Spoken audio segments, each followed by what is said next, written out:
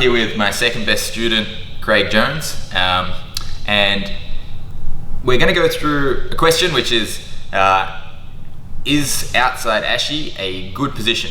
And it's a tough question to answer. Obviously, like, I'm not saying, what we're going to say in this is you definitely can do some serious damage from outside Ashi. It can be a good heel hooking position, but the question is more like, does the act of attempting to go for or securing the outside Ashi position actually put you in better positioning than you were before?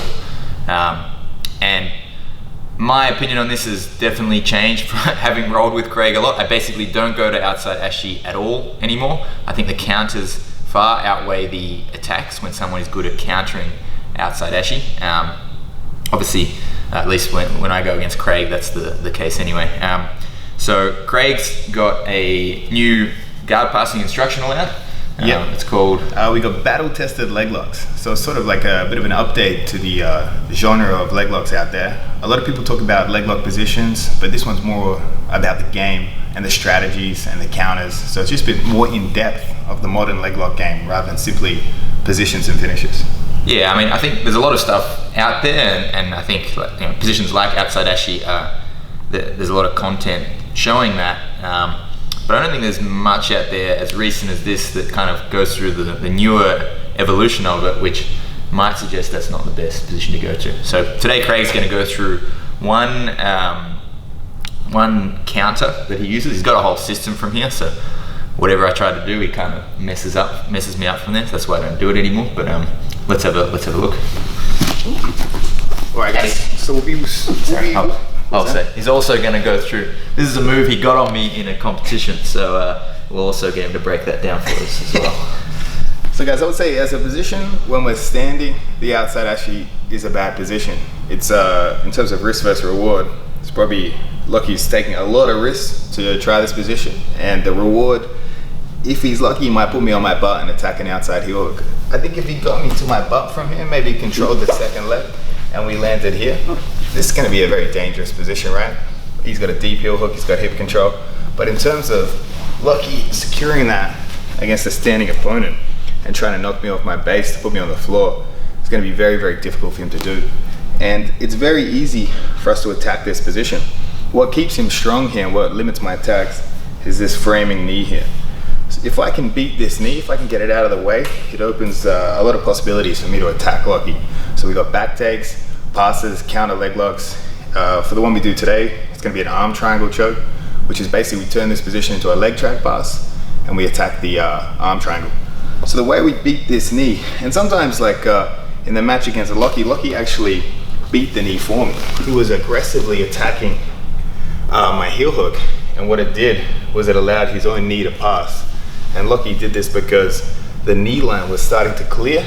He wanted to hang onto that knee, so he dug deep and he passed his knee across to get my knee back inside. But obviously you can see that's exposed him to some dangers here. We can see the back. Obviously, if I can put some pressure into him here and start to get my knee towards the floor, we got some other options as well.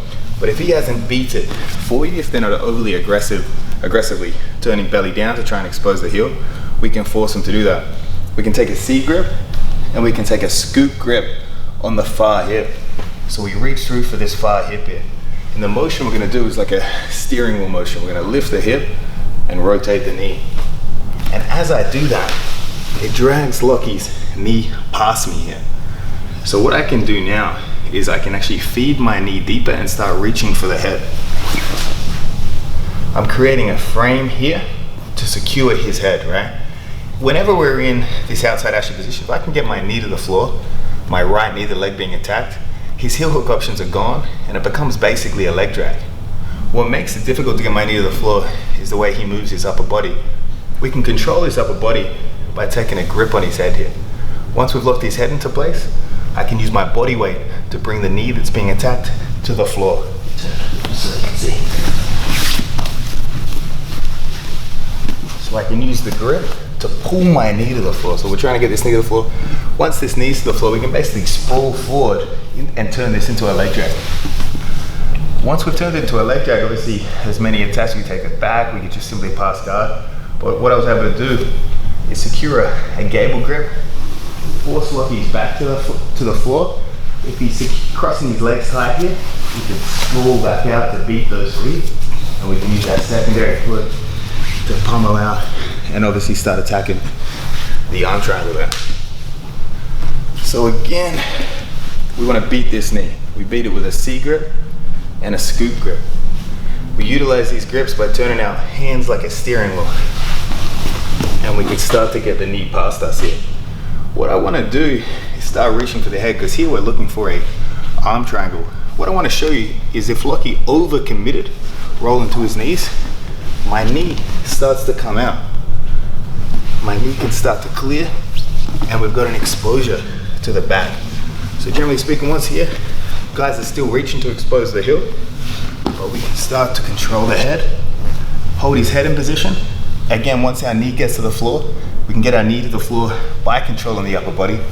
We can sprawl ourselves out into a leg drag here, turn it into a gable grip. If our foot's stuck between his legs, simply sprawl it out and use your secondary foot to clear it, bringing Lockie back flat to the floor to attack the arm triangle.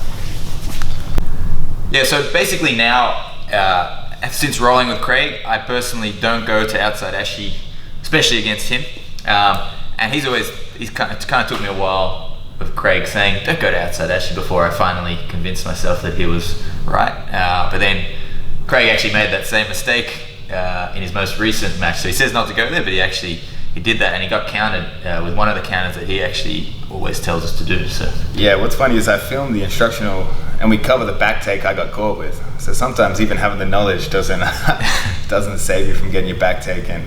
But yeah, against using the outside Ashi, I would be very careful about who you choose to use it against. Like Lockie said, I would use it against someone I wasn't very confident in their leg lock defense, because again, it's probably the easiest leg entry position to get to. But obviously, if someone's very good at back takes, or someone's very good at counter leg locks or guard passing, you're really risking too much from taking that position. All right, so let's take a look at Lachlan Giles' counter to my Z guard, where he enters the outside Ashi position looking to attack the outside heel hook. Basically the same move we analyzed in the technique portion of this video. So I've got a Z guard here. It's a pretty loose Z guard. I sometimes bait them to fall back to attack the outside heel hook, because I feel pretty comfortable attacking from that position on top or defending their heel hook. So Lockie slides into his hip and starts to commit to the outside heel hook. You can see he started to block his legs into the outside Ashi position. What he's doing is looking to expose the heel, but I'm starting to hide my heel. So you can see he's starting to turn belly down to expose the heel. And what that does, if you can see his right knee here, that right knee is not going to be in front of my body, and it's not going to be acting as a frame to prevent my counters from here, which obviously I could go into the back take, guard pass, or even really a counter leg lock. So you can see with that out of the way, it's quite easy for me to start looking for counters. He's really committed to the belly down here. So what I'm trying to do is get some sort of upper body grip, because his positioning here is still somewhat preventing me from getting my knee to the floor. Once I get my right knee to the floor here, I'll be able to sprawl out of the position, and the position he's in is basically a leg drag, no longer an outside heel attacking position. So the shoulder grip wasn't quite enough. He takes another dig at it, and you can see this time he's taking a dig. He's really committed his leg past me. There's no real frame at all anymore.